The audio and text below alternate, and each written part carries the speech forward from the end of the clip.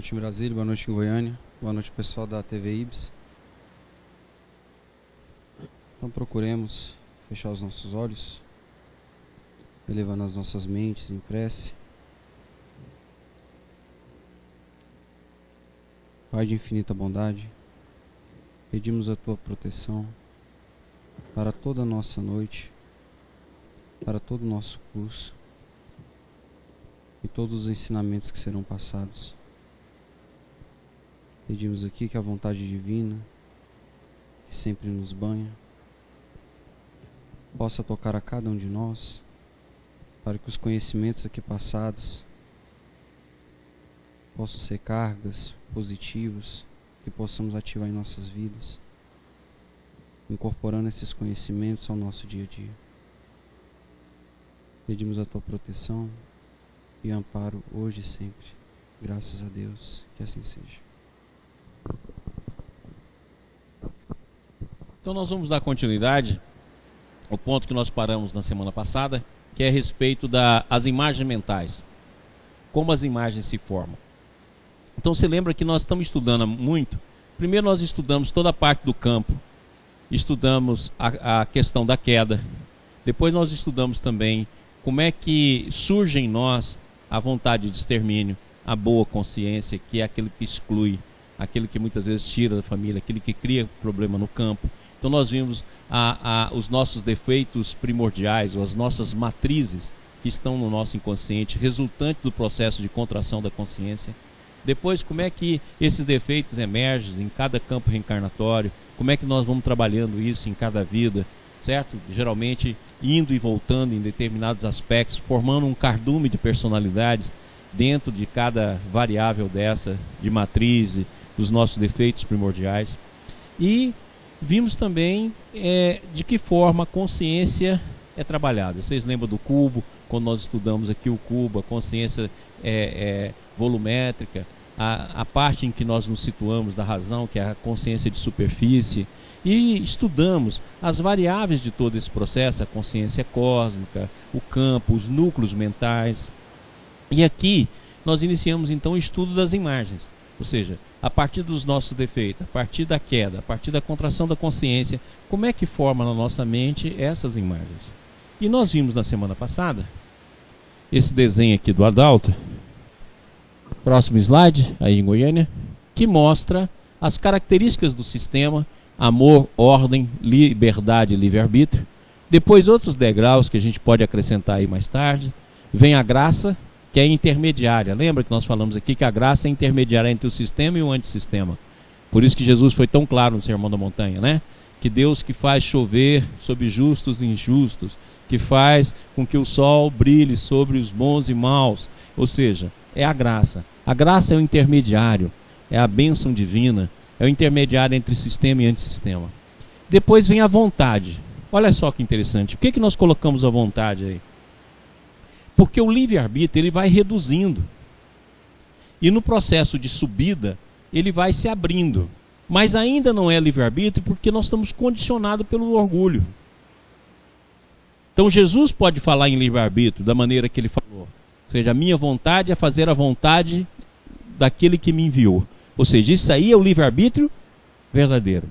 André Luiz tem uma frase muito interessante que ele fala: liberdade é respeitar leis. Olha só que interessante. Então, consequentemente, quando você tem o seu livre-arbítrio, que é a liberdade integral em Deus, essa é a verdadeira liberdade. Então, a verdadeira liberdade é as possibilidades infinitas divinas. Não são as possibilidades do nosso desejo e nem as possibilidades da nossa vontade. E nem a possibilidade de fazer o que a gente quer. Isso não é livre-arbítrio. Isso é orgulho, condicionamento. Tá claro? Aliás, isso é perda do livre-arbítrio. Porque liberdade é quando você escolhe o bem. Toda vez que você escolhe o eu, você está concentrando, você está repetindo a queda. Por isso que o Balde fala que a queda se repete todos os dias. Então as infinitas possibilidades estão no bem. Seria a mesma coisa de eu falar assim: ah não, eu escolho o escuro. Mas no escuro total eu não enxergo. No escuro total eu não distingo. No escuro total, eu mal consigo viver. Não, eu escolho a luz. A luz é o processo natural. Então a verdadeira escolha é a escolha da luz, que passa a ter infinitas possibilidades. Enquanto que as trevas te limitam totalmente, em todos os aspectos. Então assim é a nossa vontade. A nossa vontade já é resultante de um condicionamento. Ela é resultante não de um livre-arbítrio, ela é resultante de um hábito. Ela é resultante de processos que a gente já viveu em vidas passadas, que está vivendo na vida presente e absorveu do ambiente. Então ele não é escolha. E toda vez que eu escolho em prol do orgulho, eu não estou escolhendo, eu estou reafirmando o meu condicionamento. Então eu cito um exemplo para ficar fácil da gente entender. Então vamos pensar que eu tenho um alcoólatra que é 100% alcoólatra. Eu pego uma garrafa de qualquer bebida aí e coloco na frente dele, e viro para ele e falo assim: ó, você bebe se você quer. A escolha é sua. Olha, ele não tem liberdade de escolha. Ele é 100% alcoólatra. Ele não vai ter liberdade de escolha. Aliás, ele não vai ter escolha. Ele vai ter apenas a afirmação do seu condicionamento. Ele não tem escolha. Ele não tem liberdade. Agora vamos supor que ele seja 50% só alcoólatra. Ele já tem uma liberdade de 50% de não escolha da bebida. Ora, então quanto mais for concentrada a nossa consciência, quanto mais estivermos voltados para o eu, menos liberdade a gente tem. Por isso que a queda significa perda da liberdade, consequentemente dor. Porque você vai tatear no escuro para encontrar a saída que com a liberdade e com a visão na luz você acharia facilmente. Então aí vem a vontade. Então nós podemos dizer que à medida que vai havendo a queda, à medida que a gente percorre aquele U que nós já mostramos aqui tantas vezes, à medida que a gente vai diminuindo, a gente vai perdendo a liberdade. Então quem pratica o mal não tem liberdade. Ele possui a liberdade natural de fazer aquilo que ele acha que lhe convém, mas ele está preso num condicionamento imenso e cada vez fecha mais. A insistência cada vez vai levando ele a ficar na monoideia, quando acontece, por exemplo, com o ovoide. Então significa perda da liberdade. Então nós precisamos começar a entender que o livre-arbítrio, ele na verdade, no nosso meio, principalmente encarnado, ele é um livre-arbítrio terciário, quaternário. Porque o verdadeiro livre-arbítrio é o livre-arbítrio primordial, aquele do sistema. Depois dele é o livre-arbítrio evolutivo, que vai depender da abertura da sua consciência, que está regida pelos instintos na primeira fase, até você readquirir o livre-arbítrio. E passa a viver, como diz Rustem, nos mundos audóxos ou nos mundos espirituais. Aí você tem um livre-arbítrio espiritual. Depois, quando você cai novamente, você entra no livre-arbítrio da hora terreno, hora encarnado e hora desencarnado. E aí vai depender do seu adiantamento espiritual para que você tenha mais livre-arbítrio no campo do espírito, a ponto de escolher a sua própria reencarnação, e livre-arbítrio na Terra apenas lateral. Não é um livre-arbítrio de uma liberdade ampla de possibilidades. É um livre-arbítrio muitas vezes preso no ângulo do determinismo e do livre-arbítrio que você já criou. Ou seja, no ângulo que você tem na sua vida entre o determinismo e o livre-arbítrio. Entendendo aquilo que eu sempre falo, no universo só existe liberdade. Determinismo é a liberdade gasta. Certo? Então, consequentemente, só existe liberdade. E você fica preso. E é a sua vontade que vai gerar os desejos, que gera o sentimento, que gera o pensamento. E olha que eu coloquei o sentimento aqui, o amor está lá em cima.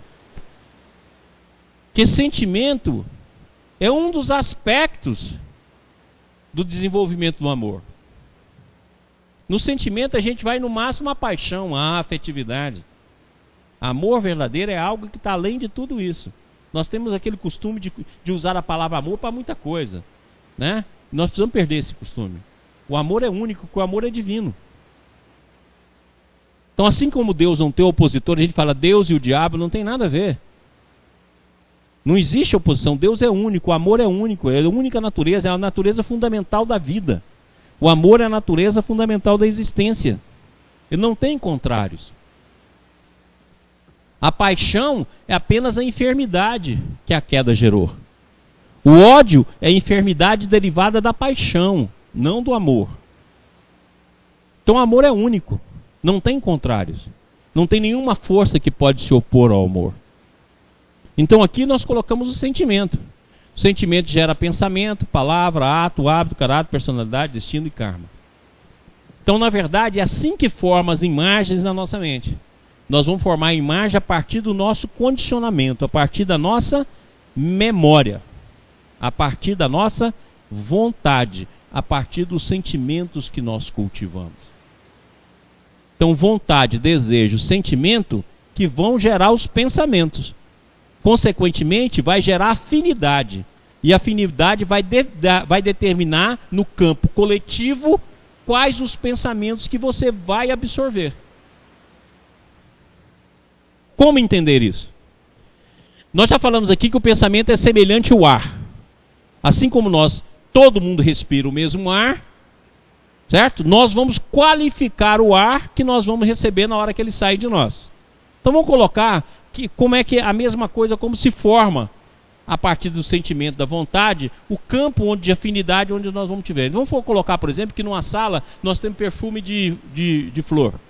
Noutra sala nós temos um perfume suave. Noutra sala nós temos um cheiro ruim. Tá claro? Você entra nessa sala, fecha a porta e respira.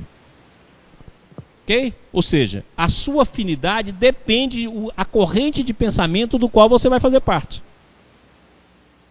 E essa afinidade, ela é gerada pela vontade, desejo e sentimento. Então, se você respira, se você pensa coisas negativas, a vibração que vai vir vai ser nessa área. E vai formar mais imagem negativa. E você vai se alimentar das coisas negativas que você vê no dia a dia. E você vai aprimorar a memória na área negativa. A sua visão vai ser negativa por um condicionamento, não é só pela questão da vida. É porque você condicionou a sua onda mental naquele campo. Porque ele é formado por essa tríade aqui, ó. Assim como o nosso ato, o nosso hábito, vai ser formado por outra tríade. Que é pensamento, palavra e ato. Então essas tríades que vão criando os elementos fundamentais da nossa alma. E é por isso que elas se repetem. Agora eu gostaria que vocês pensassem o pensamento. Coloca aqui para mim. Pessoal, olha. O pensamento é um vórtice. Ele pode ser visto assim e pode ser visto assim.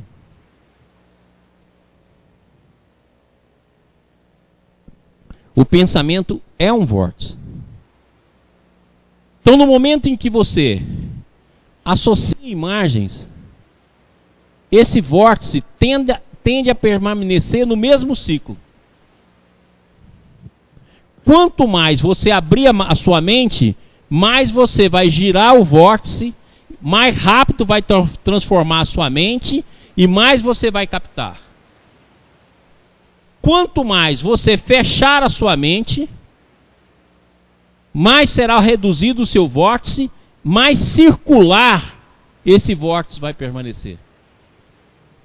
Aí você fala, eu não consigo me livrar dos meus pensamentos, porque você está assim. Ó. Aquele que expande o pensamento, ele vai ver no mundo íntimo fatos que esse aqui jamais vai ver. O mundo íntimo para esse aqui vai ser uma realidade. O mundo íntimo para esse aqui é uma inexistência. Aqui ele vai viver numa repetição infinita de imagens. Aqui ele vai viver numa captação permanente de campo superior. E quanto mais rápido for o pensamento, e quanto mais você girar, maior a sua capacidade de recepção. Por isso que o Baldi nos diz o seguinte, que evoluir é a ampliação dos ritmos de frequência da nossa alma. Quanto mais rápido esse ritmo de frequência, maior a nossa abertura, maior a nossa captação. Quando mais baixa, mais reduzida é a nossa captação e mais repetitiva é as imagens na nossa alma. Tá claro? Pessoal de Goiânia aí, todo mundo acordando? Tá ouvindo direito? TV Ibis. Se tiver pergunta, manda. Se tiver dúvida, fala. O Júlio vai fazer uma pergunta. Vá. Júlio de Brasília. Expandir o pensamento não é negar o conteúdo que você já tem. Não. Adquirir novos. Seria isso? Nada. Vamos supor, por exemplo, assim, olha. Eu tenho no meu guarda-roupa só roupa velha. Comprar uma roupa nova não significa jogar as velhas de fora. Você só vai jogar as velhas fora quando você tiver suficientemente roupas novas que dá para cobrir aí a sua vida. Então é a mesma coisa, você vai adquirindo imagens novas, mas só que você tem de tomar um cuidado. Não deixe as imagens novas ser contaminadas. E não dê valor às imagens antigas. Por isso que Jesus foi tão claro. Não se coloca vinho novo em odre velho. E não vai fazer remendo em roupa velha. Então o que você tem de olhar? Aí o ideal seria, ao término de cada dia, você descartar todas as imagens. Você deixar livre. Não significa deletar. Significa não cultivar. E a maneira de você se livrar é, toda vez que a imagem voltar, o problema voltar, a preocupação voltar, você não pensar nele da mesma forma. Você fazer o problema virar assim, ó. Em vez de você ver ele sempre dessa forma, ah, fulano que é culpado, aconteceu por causa disso, eu aposto que foi isso, eu aposto que foi aquilo. Você olha para o problema, deixa na primeira instância vir todos os pensamentos dessa forma. Não reprime. Ah, é por causa disso, por causa disso, por causa daquilo outro. Desenvolve ela dessa maneira. Terminou? Você dá uma oportunidade de fazer o pensamento no seu sentido volumétrico. Ver as várias outras faces que você não pensou. Por exemplo, vamos supor que eu pensei aqui e a culpa aqui é de fulano. Agora eu venho aqui e falo, qual é a culpa minha? O que eu contribuí para que esse fato ocorresse? E só serve o estudo de você mesmo. Depois você estuda todas as outras variáveis, a variável coletiva, a variável do perdão. Aí você estuda várias variáveis. Ou seja, você não vai deixar que o pensamento sempre fique o mesmo. É como acontece na paixão. Você pode olhar que é dessa maneira. Vamos supor que você está apaixonado por uma pessoa e essa pessoa rompe com você. Aí você só pensa numa coisa. Por que ele rompeu e ele vai ter de voltar comigo? Mas por que tem de voltar com você? Por que não pode acabar? Não, porque eu não vivo sem ele. Que conversa? Você vivia antes dele, como é que ele vai continuar vivendo? Então você tem de pegar esse pensamento para não deixar formar a mesma imagem. Porque cada vez que você repete a mesma imagem, você faz isso, ó.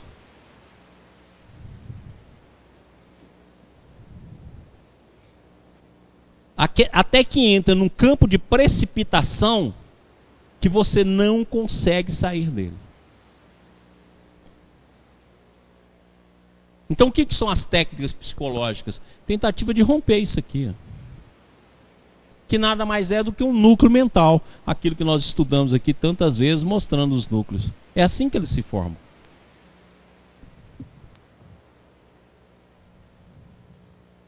Como o pensamento é contínuo, então, consequentemente, ele vai abrir. Aí você fala assim, não, mas se o pensamento é contínuo, como é que esses orientais falam que a gente para de pensar? Pensamento é contínuo. Pensamento no animal, o animal superior, ele tem pensamento descontínuo. Então, é verdade que você dá uma ordem para o seu animal, ele vai lá e faz. Principalmente quando ele está treinado e condicionado. Vai lá, pega meu chinelo, ele vai lá e pega. Mas ele não fala assim, poxa, esse dono estava descansando aqui, está me enchendo o saco. Ele não vai pensar essas coisas. Ou seja, é um pensamento descontínuo. No animal, o pensamento funciona assim, ó.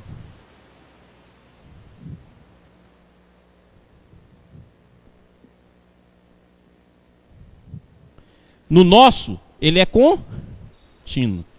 A velocidade menor dele é a velocidade da luz. A maior é a velocidade possível. Ok? Por isso que André Luiz fala que o pensamento tem a velocidade superior à luz. Ele não falou que te mente que gera dessa forma. Agora, se é contínuo, como é que eles falam que tem o silêncio do pensamento? Vai por aquilo que eu falei. Olha, quanto mais você abre a espiral, essa parte aqui, ó, é o que os orientais chamam de silêncio. A distância entre um campo da espiral e outro. A mesma coisa que acontece no átomo. O átomo tem um centro e tem o elétron. Tudo mais é vazio. O átomo é feito de 99% de vazio. A mesma coisa, coloco o eu no centro, a eletrosfera, você coloca aquilo que você busca como verdade, os elétrons você coloca como os conteúdos da verdade que você percebe, o intervalo entre eles vai ser vazio. Apesar que o pensamento é contínuo. Porque entre um campo e outro, entre uma onda e outra, entre uma formação e outra, existe um espaço, que é o silêncio. Quando você chega nesse estágio, o silêncio vai permanecer na sua alma. E esse silêncio é de extrema energia. E ele te dá energia para a subida, no sentido de percepção evolutiva. O combustível da nave do eu que sobe em busca da verdade é exatamente o combustível do nosso defeito, aliado à energia existente no próprio ato de pensar.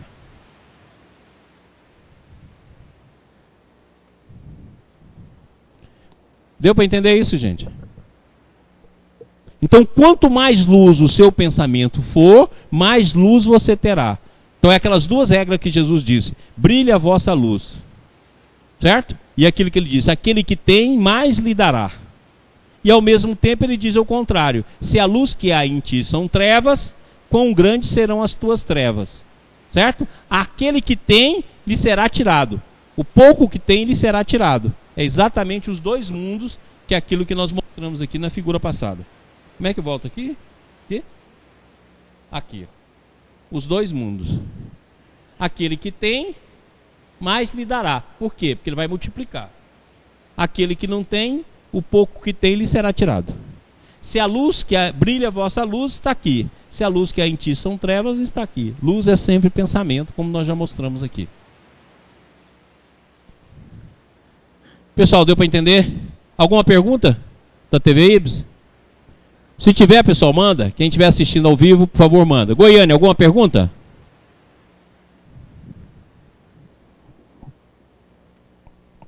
Alice. Alice de Brasília. No caso, quando você fala assim da questão da precipitação, que o pensamento quando repete, chega a um ponto de precipitação que a pessoa já não consegue mais sair daquele estado. Pegando no campo, por exemplo, da paixão, igual você deu exemplo. Qual que seria esse campo de precipitação? Seria alguma doença física? Qual que seria esse limite de você notar que a pessoa já não consegue mais ter a força para poder sair desse condicionamento? É isso aqui, ó. A imagem aqui, associada, ela vai causar duas coisas. Ou ele causa loucura, que é isso que a gente vê oriunda das paixões, que vai até na morte, suicídio, essas loucuras, porque ele vai acumulando imagens e daqui a pouco ele fica refém dessas imagens, como se ele estivesse sendo teleguiado pelas imagens. Certo? E você deve pensar também que nesse processo aqui também entra aqueles que afinizam com a pessoa como corrente vibratória e também entra os processos obsessivos. Então a imagem vai ser carregada cada vez mais de emoção. Lembra? Vontade, desejo, sentimento. Então olha como é que a emoção entra no conteúdo da mente. Então cada vez mais vai ficar mais forte. Vai pressionar mais. Vai formar mais imagens. Até que chega um ponto que vai precipitar na forma de loucura, na forma de doenças mentais, na forma de patologias físicas, principalmente se já tiver uma zona física de doença. Então vai surgir aí uma série de conteúdos que vão ser drenados dentro desse processo. Por isso, cuidado com a mente. Pensar envolve responsabilidade. Ok? Então nós temos de entender o pensamento como um vórtice.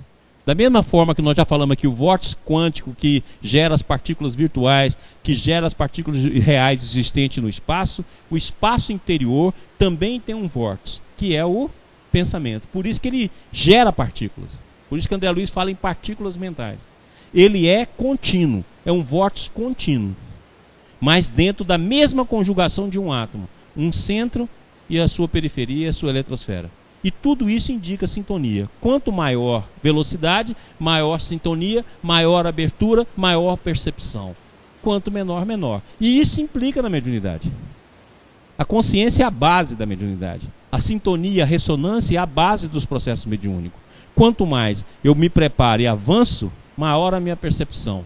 Quanto mais eu me fecho, mais fechado eu estou na percepção e também no campo consciencial. Ok? Então é aquela frase que eu já falei aqui muito. A grande questão da vida não é aprender, é desaprender. Essa é a grande questão. Porque você fica amarrado nas ideias, você fica amarrado nos conceitos. Então se eu tenho um conceito, por exemplo, vamos supor, por exemplo, de vida. Então a vida é só a vida terrena. E isso aqui é muito forte em mim. Olha, nenhum outro corrente de pensamento penetra. Só vai penetrar aquela que diz que a vida termina na matéria, começa na matéria e é só matéria. E eu vou encontrar, porque eu vou me especializar nesse pensamento, raciocínios para explicar tudo isso. Ok? E assim por diante. Qualquer ideia em que eu me feche numa carapaça de ideias, eu vou encontrar correntes de pensamento que alimentam aquele campo. E é por isso que o Bert Hellier fala, quando o cara faz um movimento, ele vai expressar esse conteúdo. Então na hora que ele movimenta na vida, em qualquer coisa que ele for fazer dentro do trabalho, na via pública, ele vai movimentar e as imagens que estão nele naturalmente vão aparecer.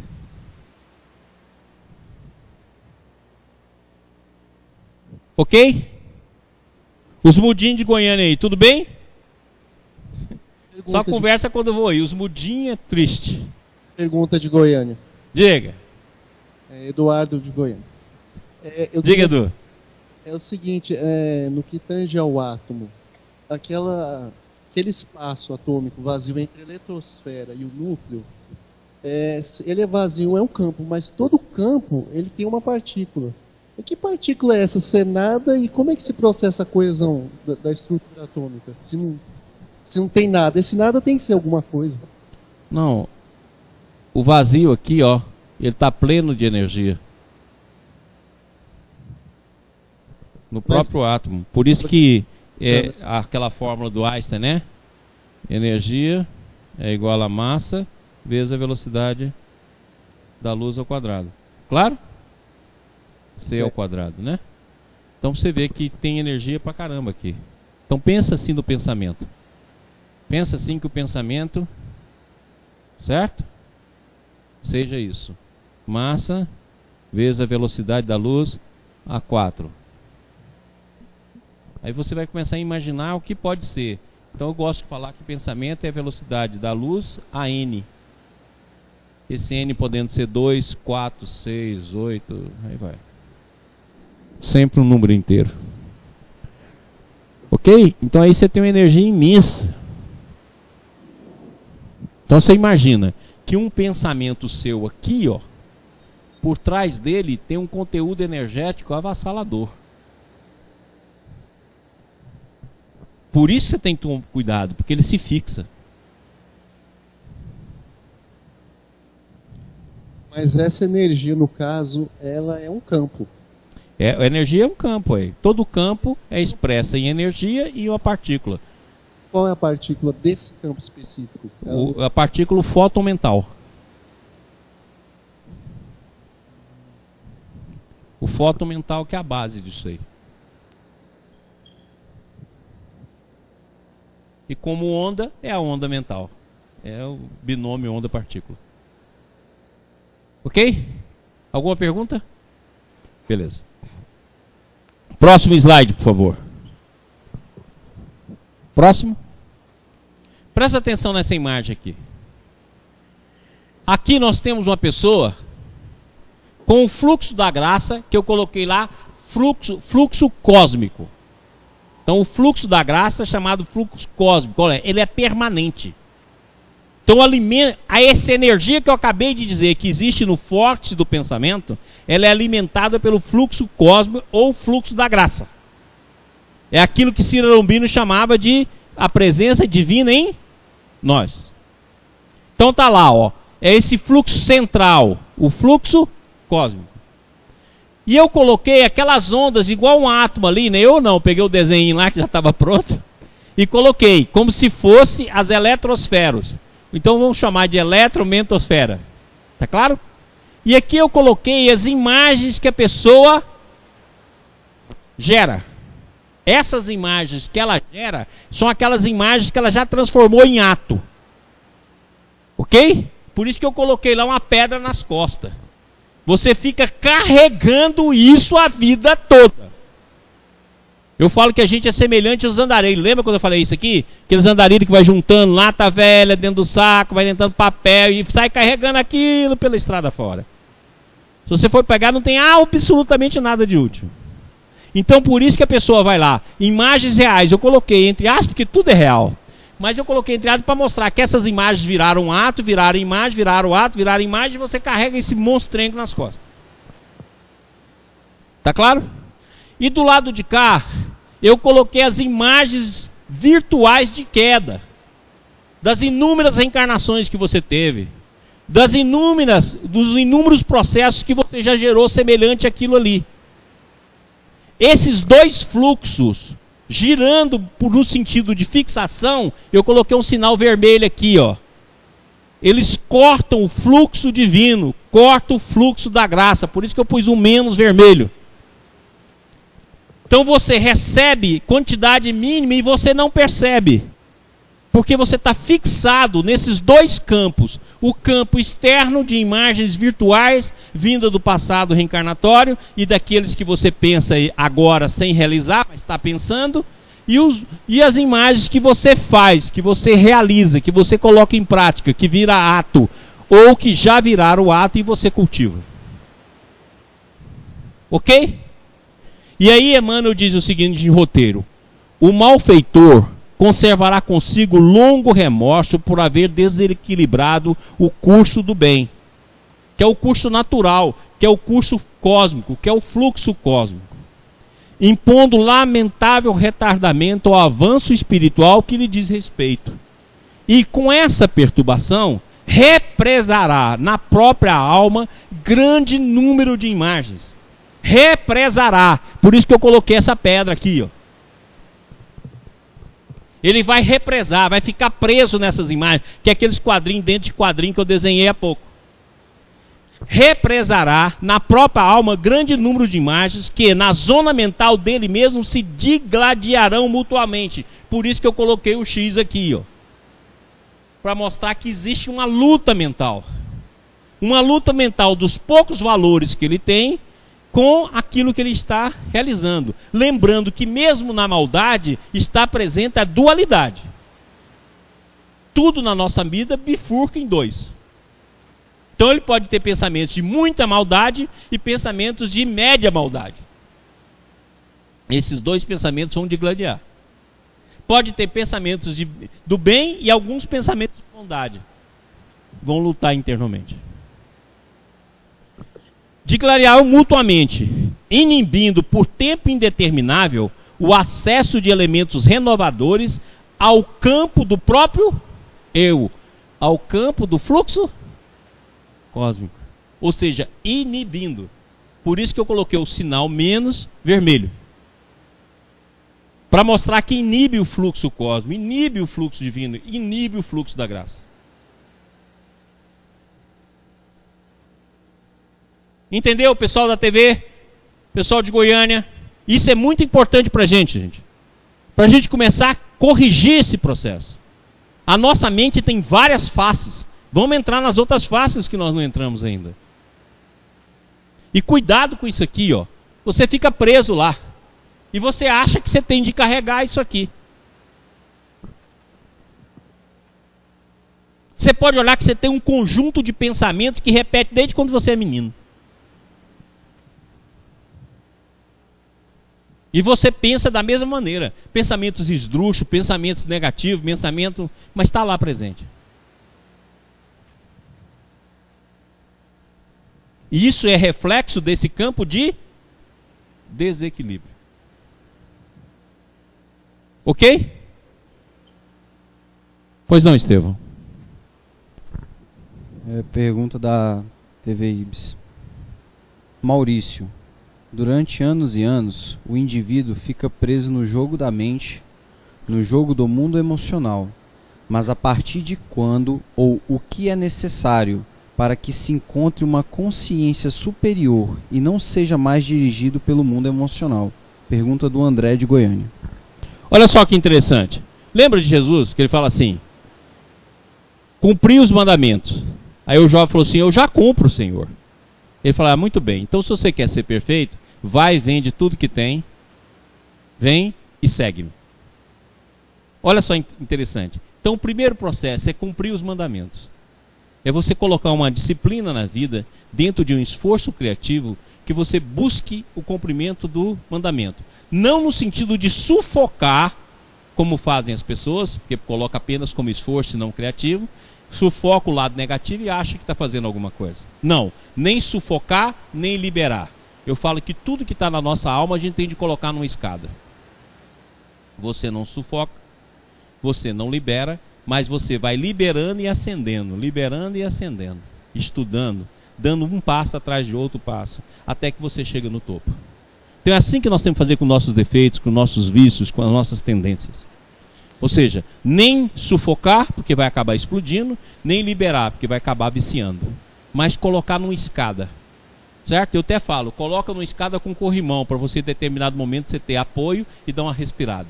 O apoio é as pessoas, é o livro, é a meditação, é a prece, é a oração, é a busca interior. Esse é o corrimão da escada. E você vai liberando e estudando, liberando e conscientizando, liberando e vai paulatinamente subindo essa escada. Você nem vai para a liberação por vício e nem fica preso na repressão. Ou seja, um esforço criativo, um esforço ascendente. Então, se nós fizermos isso, iniciar pelo cumprimento da nossa responsabilidade na vida, depois o cumprimento dos mandamentos da vida de relação através dos mandamentos que nós temos, e depois disso a gente vir para um trabalho de esforço criativo, certo? E tendo como meta os ensinamentos do Mestre Jesus, através daquilo que nós conseguimos aceitar, nós então vamos começar um processo de transformação.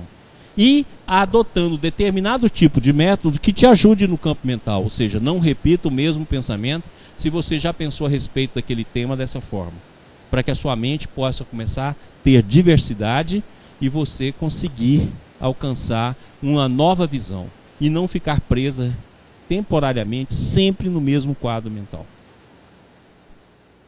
Agora, quando você não faz isso, a vida te ajuda, te manda dor, te manda aspectos da sua própria vida, te devolve em forma de retorno, da lei de retorno, e a dor, mais cedo ou mais tarde, vai te tolher e vai te melhorar. Pergunta da TV Ibis. A busca por imagens diversas das que compõem os nossos condicionamentos pode contribuir para a queda do padrão das imagens conflituosas em que vivemos? Pergunta do Wellen de Goiânia. Beleza, é isso mesmo. Quer ver? Bota aqui.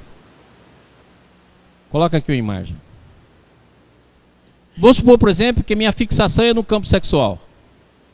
Eu associo imagem, associo imagem, associo imagem, associo imagem, faço, ajo, associo imagem, associo imagem. Hora nenhuma eu coloco imagens aqui que seja de um estudo saudável da sexualidade, ou de um estudo saudável da sexualidade no sentido espiritual. Essas imagens eu tenho medo dela. Aí eu venho aqui e coloco, quando eu tenho um certo raciocínio, eu coloco aqui culpa. Certo? Eu venho aqui e coloco aqui culpa. Pronto. É o que eu tenho. Na hora que vem de novo a libido no seu processo, eu vou aqui e associo mais imagens. Certo?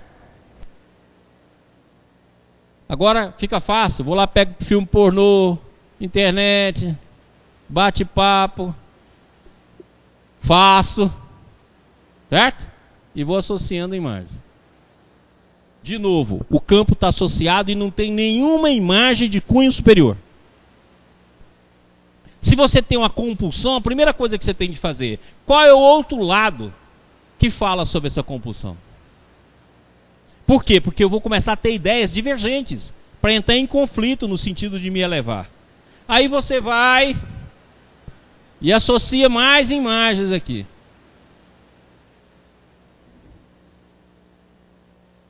Faço mais atos. Entendeu? Eu estou preso numa teia que eu vou tecendo por mim mesmo. Então qual é o processo? Poxa, se eu tenho a compulsão, eu vou associar também outro tipo de imagem aqui, para que essas imagens possam começar a ser comparadas. E não é imagem no sentido de negatividade, no sentido de coisas sem sentido. Não, é imagem real, de estudo sério sobre o processo. Vou estudar aqui qual dessas imagens que eu vou inibir. Olha, eu não vou chegar a fazer isso aqui não, porque não é meu desejo. Isso aqui não me convém. Eu vou sustentar. Não é uma repressão inconsciente. É a habilidade de contenção pela própria consciência, para não embarcar. Então tudo aquilo que tiver na sua alma, estude o contrário.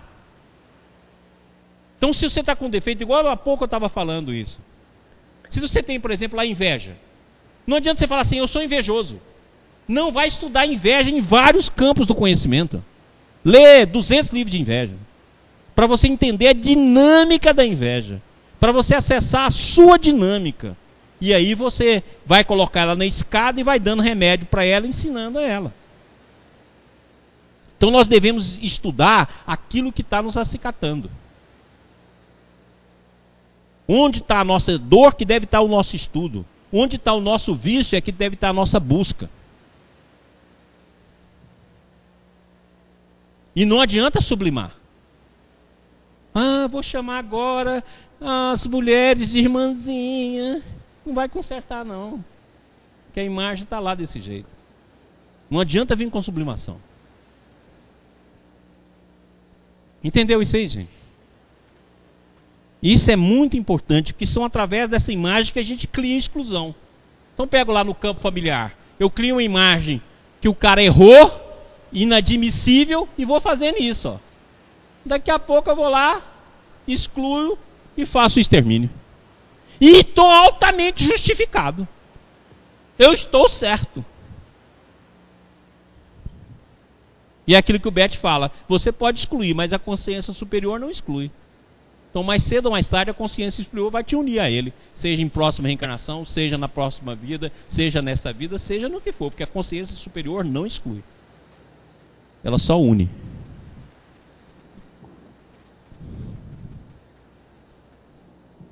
Ok? Próximo.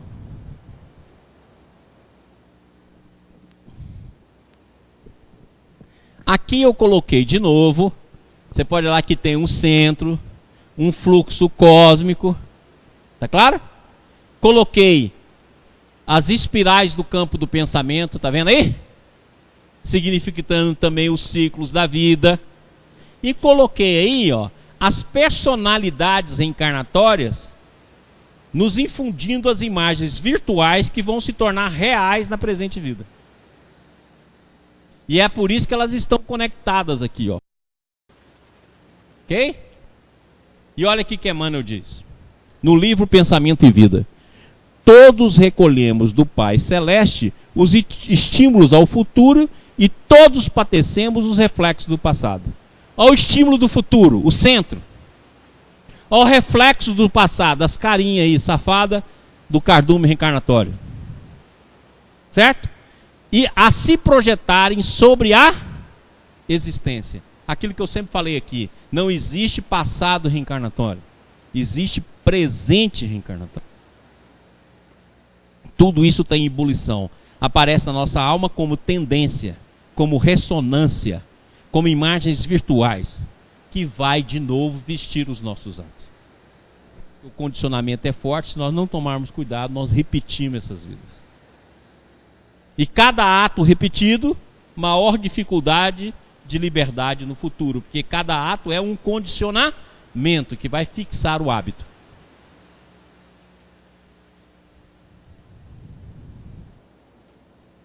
Então nós somos um preso que vamos colocando em nós algema. Uma algema, duas algemas, daqui a pouco está paradinho. Meu Deus, por que isso? Por que eu sofro tanto? Minha filha, da maneira que você pôs a algema, agora vai abrindo. Pega a chave e vai abrir. Entendido, gente? Próximo slide.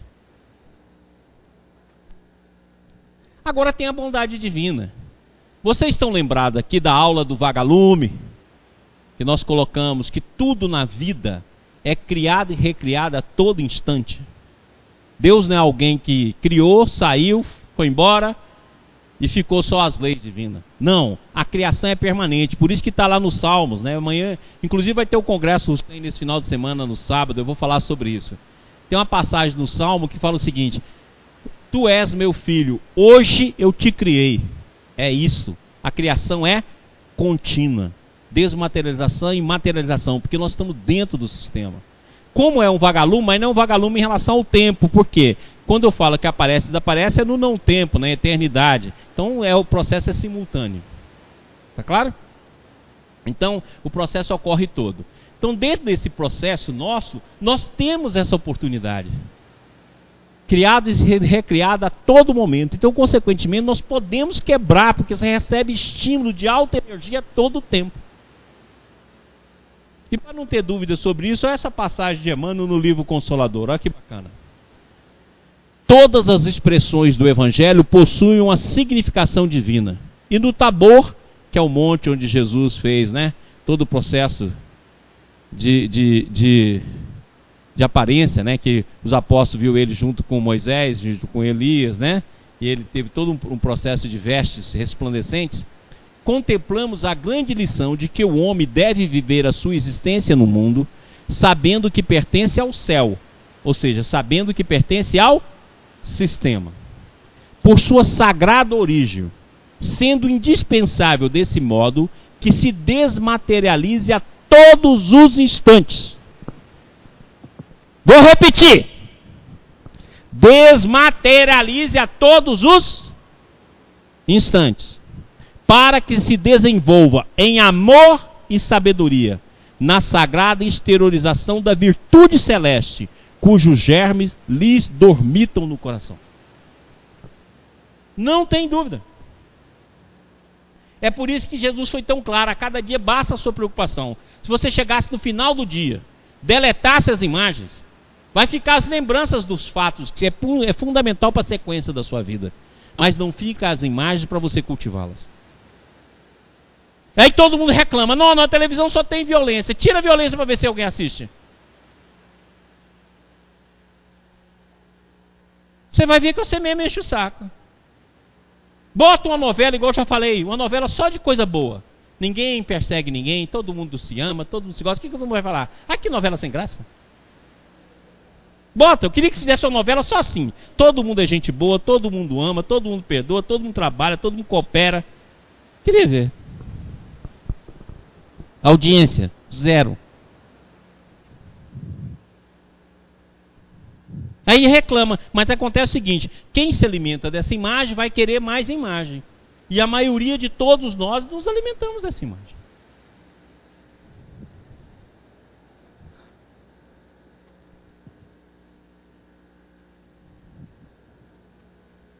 Ok? Próximo. Esse aqui é bacana.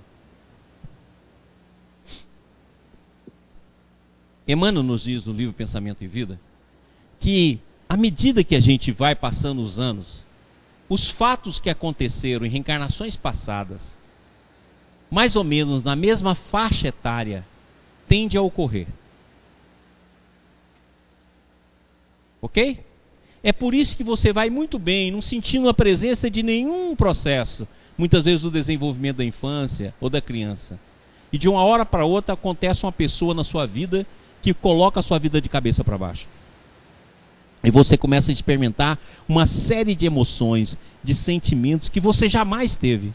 Você fala, gente, nem parece a mesma. Essa pessoa me mudou completamente. Eu nem odiava, agora eu tenho um ódio terrível. Por quê? Porque nesse momento, determinados conteúdos do passado, na hora que aquela pessoa entra na sua vida, ela faz todo um processo de trazer do passado isso aí. Então nessa imagem aqui, nós colocamos de novo a espiral da vida, né? Também como espiral do pensamento. Colocamos as várias personalidades, certo? E estamos mostrando a faixa etária. Por exemplo, vamos pegar essa personalidade entre 14 e 21 anos. Aparecem os conteúdos dessa personalidade. Ok? Mais tarde, entre 21 e 40 anos, aparecem os conteúdos dessa personalidade, que elas estão interligadas. É o cardume que eu já falei aqui. Entre 40 e 60 anos, o conteúdo dessas personalidades. Olha aqui, ó, como está distante. Muito falei, meu avô ficou muito diferente. Porque muitas vezes conteúdos que aconteceram aqui em vidas passadas emergem. Por isso que é um presente reencarnatório. Olha que a quantidade de reencarnação e períodos distantes onde elas se manifestam mais fortemente. Onde elas vêm à tona com maior força, com maior conteúdo. Casando com as imagens reais que a gente já tinha, fortificando. E na hora que ela vem, as pessoas relacionadas vêm também. Então é um processo conjunto, não é só um processo pessoal. Ela ocorre dessa forma aqui também, ó. Abre para mim ali para eu tomar água, que minha garganta está falindo. Por favor. Olha aqui, ó. Aqui está a pessoa. Na hora que esses conteúdos começam a emergir do inconsciente, começa a fazer assim, ó. E as pessoas que estão ligadas a esses fatos, que estão presentes, encarnado ou desencarnado, começam a ser atraído. E a conjugar essas forças. Gerando comportamentos e fatos. Por isso que você pode reparar na vida de vocês, como acontece em todas as nossas vidas. As pessoas vêm na nossa vida de cardume e vão embora. Você pode olhar. Geralmente fica uma, duas e olhe lá.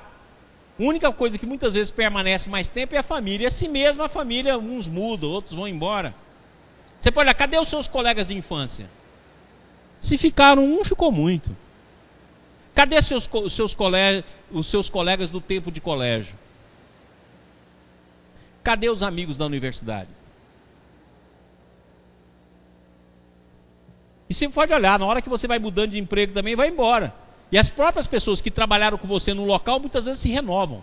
Entra outro, sai outro, viaja, renovam. Por quê? Porque esse é o processo, ó. Eles vêm em pool. Vem um pool, outro pool, outro pool. E os pontos que pararam no passado reaparecem na vida presente. Entendeu como é a vida?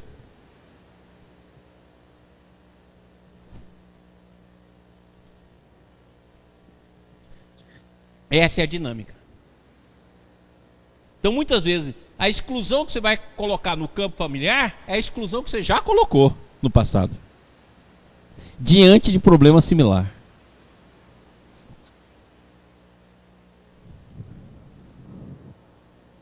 Compreendeu bem isso aqui? Próximo. Não, volta no outro. Ok, então? Então nós vamos tomar um cafezinho. Pessoal da TV Ibis, não demore.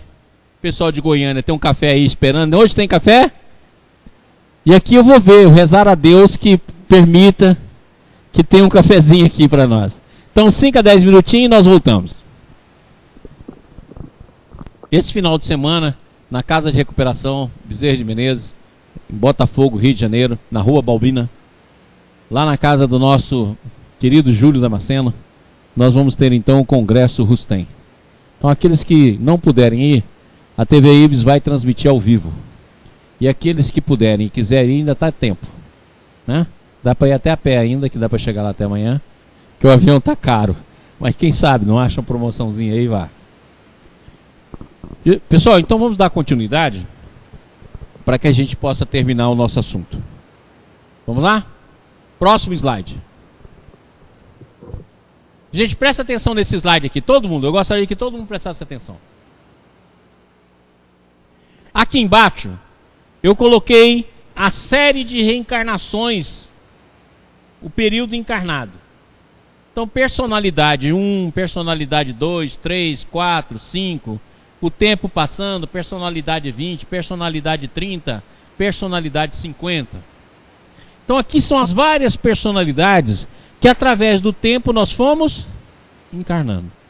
Então, estou querendo mostrar que além das personalidades reencarnatórias que estão dentro de nós, naquele slide passado da espiral, também está dentro de nós as personalidades que nós criamos no plano desencarnado. Então, se no plano desencarnado você já está lá na personalidade 50 e aqui você está na 5, o conteúdo superior que você formou lá vai te ajudar aqui como elemento virtual, mostrando a importância da construção no plano espiritual. Como no plano espiritual, quando você trabalha, quando você dedica, o processo é mais rápido. Então aqui no plano terreno, você pode estar aqui na 20 e recebendo a influência da sua personalidade 100 lá no plano espiritual. Lembra que eu coloquei esse número só para quantificar, para dar a visão de qualificação, de crescimento espiritual. Então quando você faz esse crescimento, vamos pegar André Luiz. André Luiz pode ter desencarnado aqui, vamos supor, na personalidade 30. Mas lá no plano espiritual ele fez um esforço gigantesco. Emmanuel chega a dizer que é 1 em 1 milhão.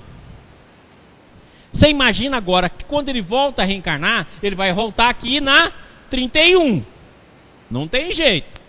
É logo o passo subsequente. Mas você já pensou a quantidade de pessoa que é grata a André Luiz? A vibração desde o plano espiritual ao plano terreno?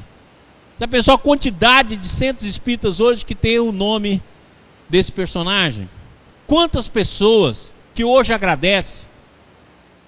Quanto conhecimento através do esforço dele, do Chico nem se fala, mas do esforço dele, do esforço da espiritualidade, mas ele como referência. Lógico que é o esforço de equipe, mas ele como referência. Então esse conteúdo aqui, vai atuar aqui, no 31. Lá em cima ele já abriu muito o campo psíquico dele. Aqui embaixo ele vai precisar erguer. Então, da mesma maneira que age sobre nós as personalidades do passado reencarnatório, abre sobre nós as personalidades que nós construímos no mundo desencarnado.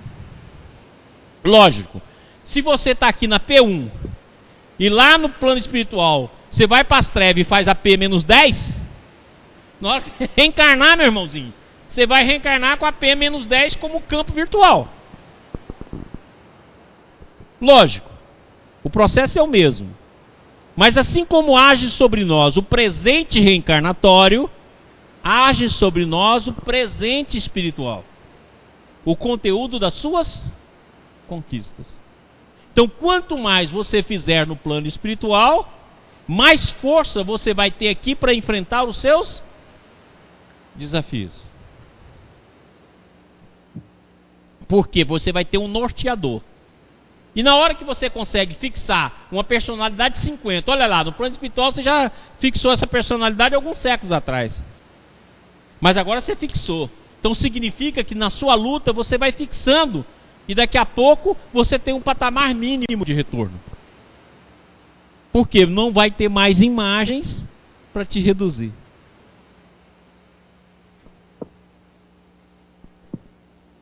Então o processo é... Volta no slide passado, por favor. Volta aí, Marquinhos.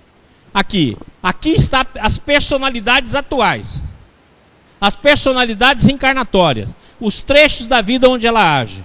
E aqui... as personalidades construídas no plano espiritual. De maneira que determinados propósitos que você elaborou, olha, quando eu chegar em 20 anos, 30 anos, eu vou fazer isso. Aí aquela ideia vem também.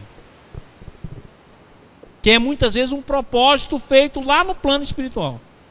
É aquilo que você pede, ó Deus, me permita que quando eu tiver com 20, 30 anos, aconteça isso na minha vida, que eu quero isso, quero aquilo. E muitas vezes Deus permite e você retroage. Preguiça, desculpa. Agora, quando você avança, aceita, você vai embora. É aí que o conteúdo espiritual vai passando para o conteúdo terreno e vai se fixando. De tal maneira, por exemplo, que a pessoa amanhã pode nascer num ciclo totalmente materialista que ela se torna espiritualista. Pode ter tendência musical nenhuma na família. Igual saiu hoje no Correio, não sei se vocês viram. Um menininho lá que deram cego, deram um violino para ele, ele passou a tocar. Ensinou para ele lá o básico, ele já tem melodia dentro da alma dele. É isso. Os conteúdos do passado e os conteúdos espirituais agindo sobre o ser. Quem viu o filme do Luiz Gonzaga? Viu lá. Coitado, nasceu lá no meio da roça. Bastou uma sanfona para ele trazer o ritmo dentro dele. Rei Charles também, né? Que é o mesmo filme. Entendido então, gente? É esses conteúdos aí. Então incide sobre nós os conteúdos que nós formamos de imagem, os conteúdos do passado reencarnatório e os conteúdos das vivências no campo espiritual. Que é da mesma forma construção de personalidades. Ok? Então, quanto mais a gente trabalhar lá e fixar o bem lá, mais fácil será conduzir a vida aqui.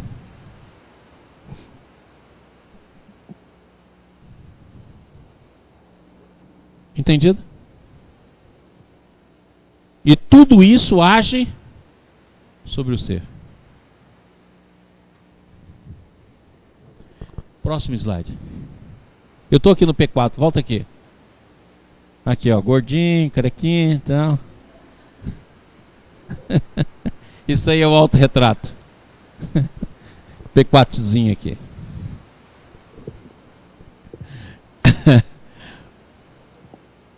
Olha aqui que diz Emmanuel. Somos hoje, desse modo, herdeiros positivos dos reflexos de nossas experiências de ontem, com recursos de alterar-lhe a direção para a verdadeira felicidade. Então aqui nós já colocamos, né? Imagens reencarnatórias e imagens de personalidades também no plano espiritual. Tudo isso vai causar reflexos de nossas experiências. Então todo reflexo de nossa experiência está dentro de nós, se associando, se somando, causando ressonância. Ok? Pergunta. Vamos ter uma pergunta da TV Ibis. Maurício, como o fenômeno do atrator atua nessas imagens contidas no subconsciente? Pergunta do Tiago França de Cuiabá. Da mesma maneira que nós mostramos anteriormente, ó. Tiago, coloca aqui. Ali eu desenhei um atrator, Tiago. Da mesma maneira que eu já mostrei. Vai fazendo isso, ó.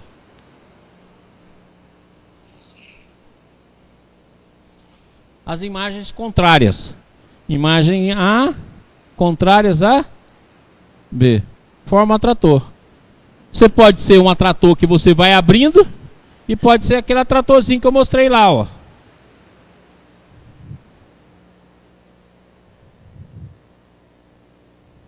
Borboleta que não voa.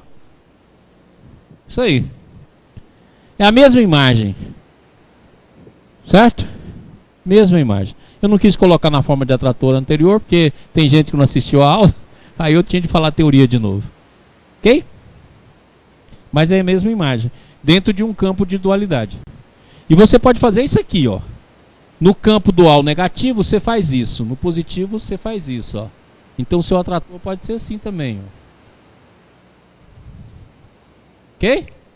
Olha a diferença. Já não chega a ser nenhum atrator, porque não volta no mesmo ponto. mas dá uma imagem para a gente estudar. Pergunta da Carol de Brasília. Gostaria de saber se posso chamar o campo virtual que atua sobre nós de campo vibracional. Sim, o campo virtual é um campo vibracional. Ele é virtual porque nós estamos falando aqui que ele não virou ainda ato. Já virou pensamento muitas vezes. Eu dei o nome virtual não é porque ele não é vibracional, porque ele não exista, porque ele não está presente. É igualzinho as partículas virtuais. É o que causa o nosso mundo. Não, eu quero dizer que virtual no sentido seguinte, o pensamento já ocorreu, a vontade já veio, mas eu não transformei em ato. Por isso que eu pus real entre aspas, porque todos são reais, tanto virtual como real. Mas o real aí eu quero dar o peso do ato, o peso do hábito, enquanto você muitas vezes só está na vontade de fazer, certo? E ainda não o fez, mas está presente a vibração. Virtual aí é a vibração. Próximo.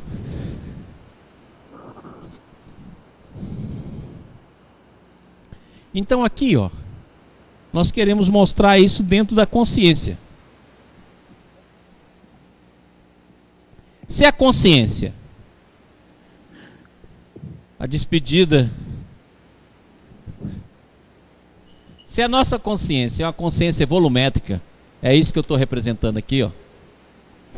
E lembra que eu já falei para vocês que aquilo que a gente faz aqui, ó, a gente imediatamente já cria a imagem lá no futuro.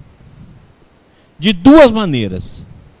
Quando você faz uma ação positiva, você já cria um campo, aqui está colocado como de alegria, e você cria uma ação complementar de maior bem, de maior positividade. Quando você cria uma imagem negativa, automaticamente você vai criar imagens negativas sucessivas,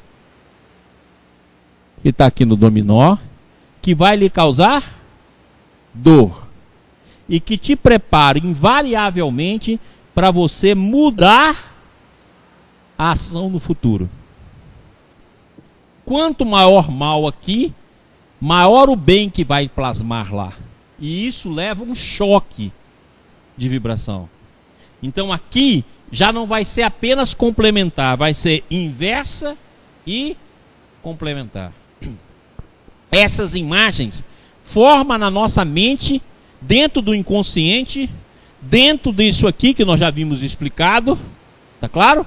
Dentro desse processo, só que começa a fazer pressão, porque está no inconsciente como vibração. Como a pergunta há pouco falou aí, tentando esclarecer. Tá claro? Ou seja, invariavelmente, mais cedo ou mais tarde, você entra em luta, que aumenta a dor. Então, dentro da nossa consciência, o nosso futuro de bem já está plasmando, a partir do erro que nós cometemos. Por isso que Jesus foi tão claro: nenhuma ovelha se perderá, porque essa não é a vontade do meu Pai, ou seja, a graça. Então a graça que é o divisor de água aqui, ó. Eu posso interromper a graça, mas não interrompe a graça que flui no meu inconsciente. Está lá presente o reflexo da graça. E a graça então plasma do bem a alegria, um bem maior complementar. Do mal a dor, para realizar um bem inverso e complementar ao ato de ontem. Então não tem jeito. As imagens vão se fixando. Quanto maior mal eu fazer aqui, maior bem plasma no meu campo inconsciente. E essas imagens, mais cedo ou mais tarde, levam a uma luta. Essa luta leva a uma dor. Essa dor leva a experiência na carne, a experiência no plano espiritual, até que eu consiga transformar o sinal da minha produtividade na vida. Entendeu isso aqui? Potencialidades e reflexos das personalidades espirituais. Aqueles reflexos e personalidade atual está lá. Aquilo que você faz no plano espiritual vai te ajudar para você fazer complementar ou para você inverter. Então os reflexos do passado e as ações e potencialidades das personalidades estão presentes nesse campo consciencial. Claro? Pergunta. Pergunta do Wellen de Goiânia. Sim. O campo virtual pode atuar em nossa vida a ponto de confundirmos com um personagem, mentor ou obsessor? Ah, sem dúvida. E aliás, muitas vezes o mentor aproveita isso para poder nos incentivar, sem dúvida nenhuma. O bem pode ter várias imagens, pode ter vários conteúdos, não tenha dúvida, pode atuar como voz, pode atuar como complemento, pode atuar como força da vida. Sem dúvida nenhuma. E isso é tão sério que Emmanuel mesmo diz. Paulo de Tarso, em muitas das epístolas e muito daquilo que ele escreveu, ele tinha a certeza de que era o próprio Cristo que estava falando. E muitas vezes era Estevão que estava coordenando todo o processo. Ora, mas o Cristo está presente onde dois ou mais se reunirem e onde a gente agir para o bem. Que ele mesmo disse, os meus irmãos são aqueles que fazem a vontade do Pai. Ora, então vai estar presente. Mas esses conteúdos podem ser revestidos de várias formas, como voz, como santa, como santo, como mentor, como entidade. Tudo isso pode estar presente. Pois não? Outra pergunta do Wellen.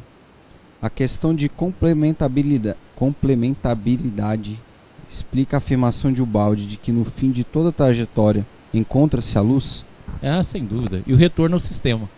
Porque a justiça está na própria consciência. Então, quando a gente fala em justiça divina, ela é interior e já pré-existente no campo da consciência.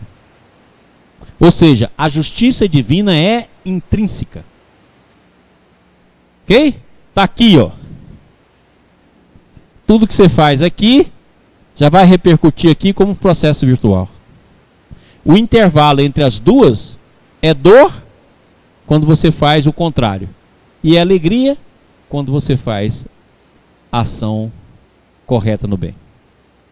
Retidão, alegria. Né? Tanto é verdade que no Evangelho fala que o sol irá resplandecer sobre os justos. Exatamente isso. Quanto maior o caminho para o bem, maior bem. É por isso que Jesus foi tão claro, mais lhe dará. E quanto menor, maior dor, maior ação e maior o bem que já está plasmando lá. Não tem como. Porque a justiça divina é íntima, intrínseca, interior. E já está na própria consciência. Não tem como fugir do bem.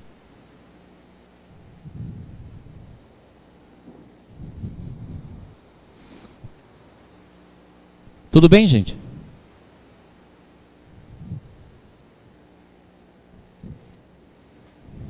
Então vamos lá. Próximo. Agora aí então a explicação daquilo que... Obrigado. Aquilo que o Bert Hellinger já falou para nós várias vezes. Olha só. Quando nos detemos nos defeitos e faltas dos outros, o espelho de nossa mente reflete-os de imediato, como que absorvendo as imagens deprimentes de que se constituem, pondo-se nossa imaginação a digerir essa espécie de alimento, que mais tarde se incorpora nos tecidos sutis de nossa alma. Toda boa consciência, todo extermínio, acaba absorvendo o ato daquilo que a gente condena. Por isso que eu desenhei ali a gente no centro, absorvendo as imagens daqueles que nós muitas vezes criamos a boa consciência. Vou ler novamente, para ver se grava na nossa alma.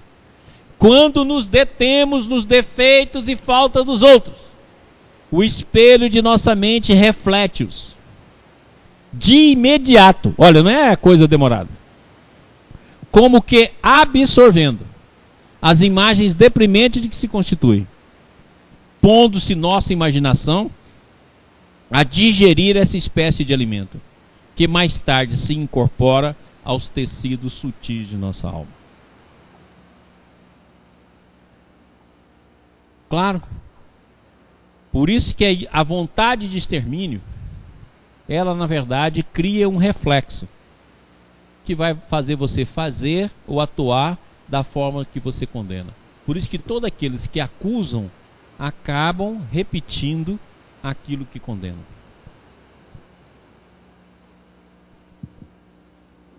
Ok? Próximo.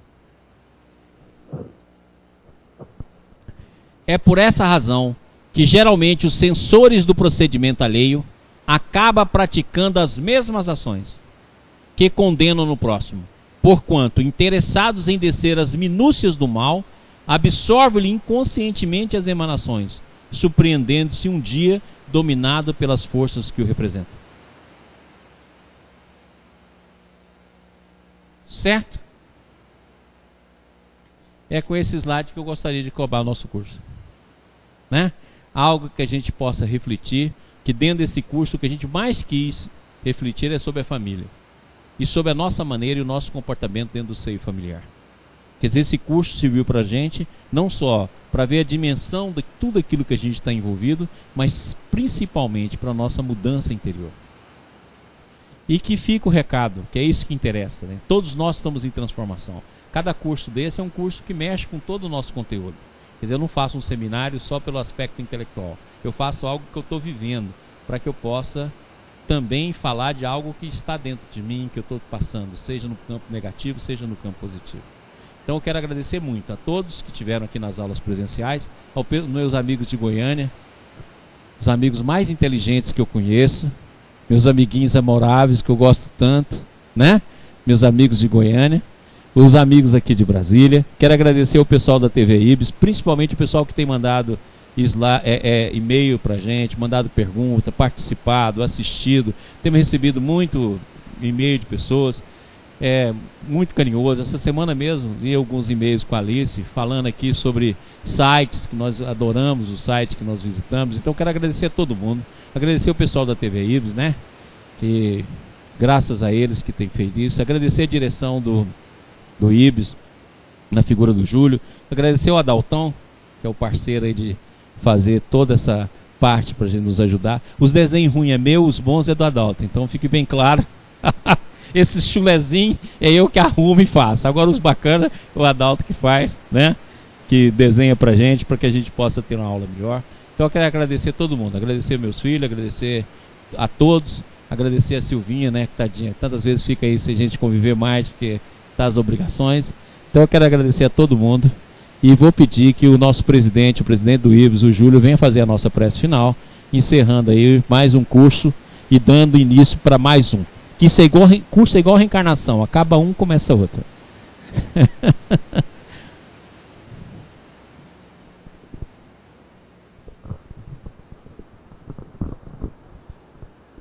Então vamos nesses instantes elevar os nossos pensamentos até o mais alto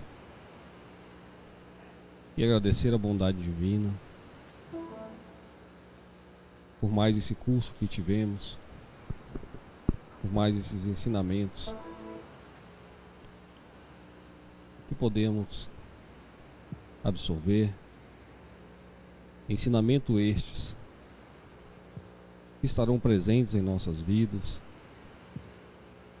em nosso dia a dia, a sempre nos lembrar o caminho que devemos seguir e principalmente as escolhas na hora da dúvida, na hora da dor e na hora das dificuldades maiores.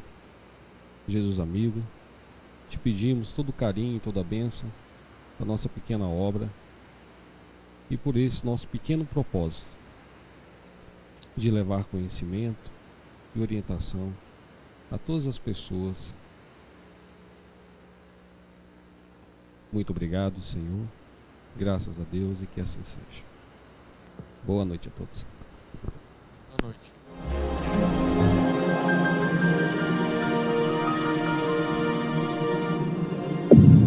IBIS, Instituto Brasileiro de Benemerência e Integração do Ser.